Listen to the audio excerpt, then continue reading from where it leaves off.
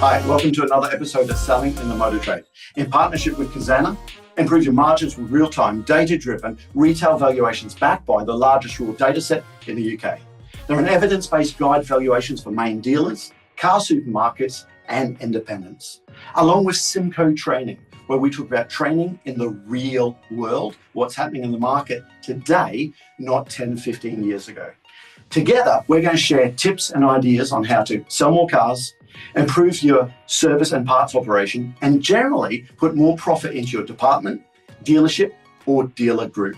Now, I'm your host, Simon Bowkett, or some of you might already know me as Skippy. Firstly, I just want to say thank you for the people who dialed in right from the beginning of this, because we're past 250 episodes now and interviewed so many great leaders in the motor trade. Thank you for taking the time. For people who are new to this, please, I ask you to subscribe. You can't believe what it does to the algorithm and gets this podcast out to as many people in motor trade as we can.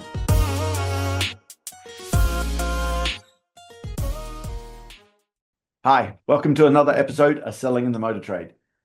Today, I want to talk about why your vehicle health check videos, your VHCs, or your MPIs, multi-point inspections, depending on where the world you are, you're listening to this, why they might not be converting as they should be for you.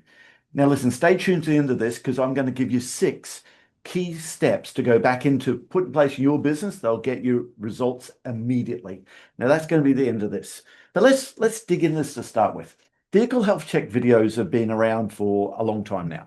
Okay. In the franchise world, I don't know many dealerships that aren't doing some sort of see it now video, image console video, some sort of video there, triage, whatever it is in your business there. Okay. But to start with, let's make sure our technicians have been coached properly on what to look for when the camera's on their face. Now, we know that technicians are employed to fix cars, okay? They don't want to go in to be a Hollywood actor. They don't want to be a salesperson at all. But so often when you listen to these videos, okay, it's narrated like a mechanic. Near side rear tire's got 4 millimeters. It's borderline, okay? It's showing up as red. Or sometimes they just spit through the chart very quickly. It's like an amber, it's a red, it's a green, so quickly without explaining what that actually means to the customer. So we talk about a simple SWOP process at Symco training. This is what the technician's seen, okay? This is why it's occurred. This is the outcome if you don't fix it. So this is what the technician proposes. It's so much easier when the technicians do stuff like that. So when the service advisor makes the call, the service advisor is backing up what the expert has actually recommended. Because I want to remember, it's our technicians are the expert. You see, in the motor trade, we have this weird situation where the expert never speaks to the customer. And that's what the video is all about. Could you imagine going to the doctor and saying you're quite ill? And the doctor does a blood test on you, urine test and blood pressure, all that sort of stuff. They say, right, go out and sit in the waiting room. And the receptionist comes out and says, right, here's your results. Sorry about this. You've got this, whatever. Okay. You'd think, hold on, why can't the expert, the doctor, tell me? And that's, of course, what the camera can do. But we don't want to just list out the things. So let's take the tires, okay? A technician, a mechanic might just turn around and say, your near side rear tire has actually got 2 millimeters on it. So it's kind of borderline. I'd look at that, okay? Instead of that, a technician might say something along the lines of, hey, listen, while I was inspecting the vehicle, okay, the rear 2 tires have actually got 2 millimeters on them. What that means is you've only got 0.4 of a millimeter until that tire is illegal. What that's doing is it's doubling your braking distance on a wet road. In fact, on a dry road at motorway speeds, it's actually 10 double-decker buses extra stopping distance. So I recommend that needs to be changed sooner rather than later. Can you see how we're actually giving the service advisor, making it so much easier for the call there? Okay. And again, if we can get our technicians coached properly to do this, we might get people more auto accepting it. Next thing that we find all the time is the videos are filmed far too late in the process. Okay. In fact, through Dealer Guy in the States, there's one store or one dealership found out that if they could get the videos within 5 minutes of the car getting in on the ramp, okay, to the customer, there was an 87.5% higher customer engagement rate. Because all too often, I still see the technician service the car, does all the work, and I know why they're doing it, because they want to get everything they need to cover in the video. And the video is the last thing they do. The vehicle health check and then the video we need to do sooner rather than later, because of course we need to try and get the sale when the vehicle's on the ramp. Okay, we've all had the situation where the video's gone in far too late. Okay, the car's off the ramp, it's out the back, the car's been washed, and the customer says, "Yeah, let's go ahead and do those brakes, those brake discs, those get the air conditioning serviced, and I'll get those couple of tires on it." And a technician has to go back and find it. That's why sometimes we'll hear service advisors, service managers recommending customer, listen, your tires have only got they're 78% worn or 94% worn there. Hey, but listen, there's some places out there like Quick Fit or Black Circles, they might be able to do cheaper than what we can. So your service advisor, whilst they shouldn't be doing that, they know the grief it's going to cause when they phone the customer at 3:30 and the customer says yes, and they've got to get the car back in. It has to be rewashed. They get grief from the workshop controller and the technicians, and they know they're going to get it in the neck with the customer satisfaction index scores or net promoter scores. So maybe it needs to be some sort of KPI that we measure how quickly we get the video to the customer. Okay. And next thing, the technicians produce the video, but who's watching it before it goes out? Listen, I know we're all very busy, but so often I make sure that a service advisor listens to the video before they phone the customer. Service managers, okay, heads of businesses, okay. Are we watching the videos enough? Okay, is it poor video quality? Is it a feature dump? Are they using the SWOP format every time? This is what we've seen. This is why it's occurred. This is the outcome if you don't fix it. So this is what we propose. Okay, is the camera work shaky? Is it quality? Do people speak, the technicians speak too fast because they're just trying to check it off? Okay, because the customer isn't just thinking, okay, this about my car. That video is where they're deciding, do we trust these people with my car? So we need to be reviewing those videos regularly, all the time. Okay. Another thing, so the items are listed on a report, but they're not prioritized. Okay. There needs to be a technician giving some priority as to, hey, listen, this particular job is urgent. It really recommend getting it done straight away. It might even be an NCT test or an MO test failure if it was going for that. Okay. Something else might be a watch and wait. Okay. And there's something else we've just flagged up for your awareness. Something might need attention before the next service there. That's why we use the traffic light system. And I don't think there'd be many people listening to this that aren't using that traffic light situation there. But we need to make sure we prioritize the bits. Tell people that out of the 38 items we've checked, okay, 30, I don't know, what is it? 36 of them are green and they're good to go.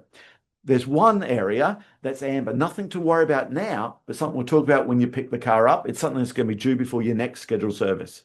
But the technician, there's one area which is red, and I want to draw your attention to the brakes, the brake pads, the XYZ, okay? Prioritize what work needs to be done, okay?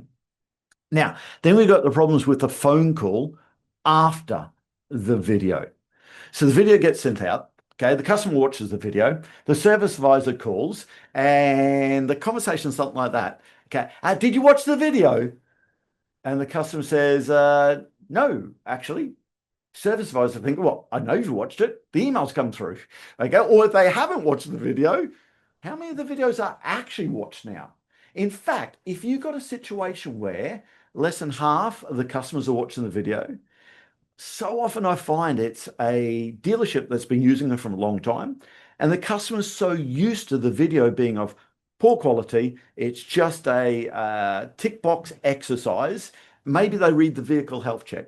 Or worse, the technician does the video. They listed through everything that needs to be done. The customer's already had a time to go to Quick Fit, Black Circles, shop around, get the prices. And the service advisor, they're on the back foot. And the call tends to be a objection handling call as to why they don't want to do it. Also, while we're talking about the call, new advisors instinctively, they lead with the number first, the price, without giving any context as to why it needs to be done. Okay. So many times the word track something along the lines of, I'm following up with a vehicle health check that the technician did. The technician found out, which almost means they went looking for it, that you need to do the brakes. Okay. And that's going to be £280. Listen, it's the wrong order. You need to show them exactly the risk as to why, if they don't get the tires changed, the brakes changed, the brake fluid, or the air conditioning service, they need to say why it needs to be done, why the technician recommends it. And it's not we recommend it as a service advisor, our technician recommends it. Okay.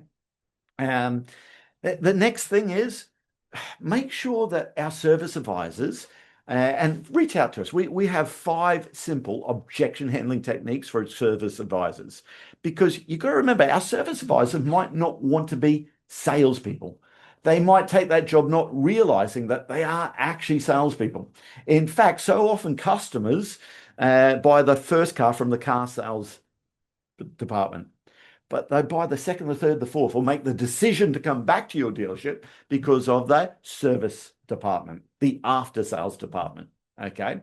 So actually, we train our salespeople all the time to have objection handling techniques on, I want to think about it. That's not enough for my car. Down the road's cheaper. Okay. And we make sure they know how to deal with finance objection. When they say your rate's too high, all those things, we make sure the guys know exactly how to deal with them all the time. But our service advisors, when a customer says, I'll leave it for now, okay, that seems too expensive, all too often that work just gets deferred to the work pile. Sorry, I'll say that properly. All too often that work just gets referred to the deferred pile. Okay, and it just doesn't get followed up. Okay, so when someone says that sounds too expensive, okay, some simple things like, I think what you're really asking me is why it needs to be done. I think what you really asked me, or you know what, a lot of my customers said that until they found out that XYZ needs to be done. Now, again, I haven't got time to go through all the training that we've got on this podcast, but reach out to us and we show you exactly what we do with your service advisors. Okay. Next one, the call comes in at exactly the wrong time. Now, if you're a dealer principal, head of business, listening to this, and you come up through the sales side of the business, which often happens, okay, let me tell you, the service advisor, it's the busiest job in a car dealership, bar none. It really, really is, okay? And they have so much stuff to do compared to other departments there. And I know in the real world that the video's watched at 10 o'clock, but the service advisor doesn't call or doesn't get through to the customer, okay, until 2 o'clock in the afternoon. It's just far too long.